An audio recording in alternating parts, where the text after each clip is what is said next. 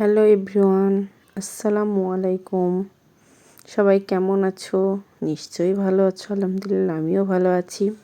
তো তোমরা থাম্বনেল দেখে অবশ্যই বুঝতে পেরেছো আমি তোমাদের সঙ্গে কী ভিডিও শেয়ার করতে আসলাম। তো আমি এখন মাফিন কেক তোমাদের সঙ্গে শেয়ার করব। তো তার জন্য আমি এখানে ডার্ক চকলেট পরিমাণ মতো কেটে নিব, আর সাথে ছোট ছোট টুকরা করেও মানে 4 কোনা করে কেটে নেব, যেটা আমি উপরে দিব। এখানে আমি পরিমাণ মতো ডার্ক চকলেট আর পরিমাণ মতো বাটার সাথে তেল সাথে আমি এখানে 2 চা চামচ বেকিং পাউডার, 1 চা চামচ বেকিং সোডা, সাথে পরিমাণ মতো চিনি, যে যেমন মিষ্টি খেতে চাও দিতে পারো, সামান্য পরিমাণ লবণ, আর সাথে দিয়ে দিচ্ছি ভ্যানিলা পাউডার। তোমরা চাইলে ভ্যানিলা পাউডার দিতেও পারো, নাও পারো। এটা আমি ওভেনে মেল্ট করে নিয়েছি।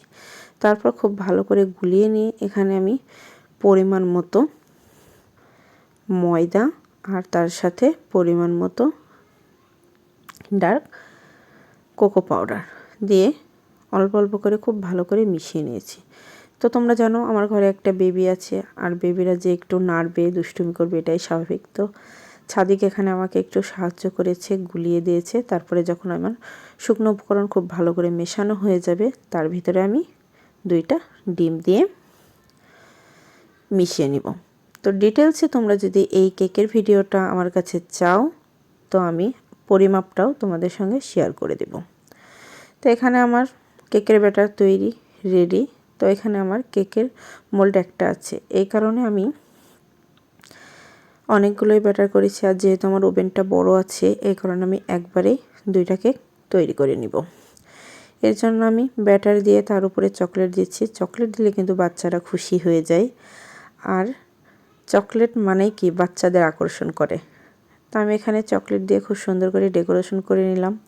এটা আমার কমপ্লিট। এরপরে আমি ট্রের উপরে কাগজ সাজিয়ে তার ভিতরেও চকলেট দিয়ে দিয়েছি। তোমরা দেখো মাফিন কেক ট্রে ছাড়াও কিন্তু তোমরা এই কাগজের সাহায্যে এমনি ট্রেতেও অনেকগুলা কেক তৈরি করে নিতে পারো। তো আমি এটা দিয়ে দিয়েছি। তারপরে 180 ডিগ্রিতে সেট করে আমি এই কেকটা তৈরি করে নিব। তো আমি এখানে 30 মিনিট দিয়েছি। কেকটা যদি 30 মিনিটের না হয় আমি আবারও একটু বাড়িয়ে দিব। তো তোমাদের ওভেনে যার যেমন। এরপরে আমার কেকটা রেডি, আমি বের করে পলিথিন দিয়ে মুড়িয়ে ঢেকে রাখবো। আজকে এই পর্যন্ত। আল্লাহ হাফেজ।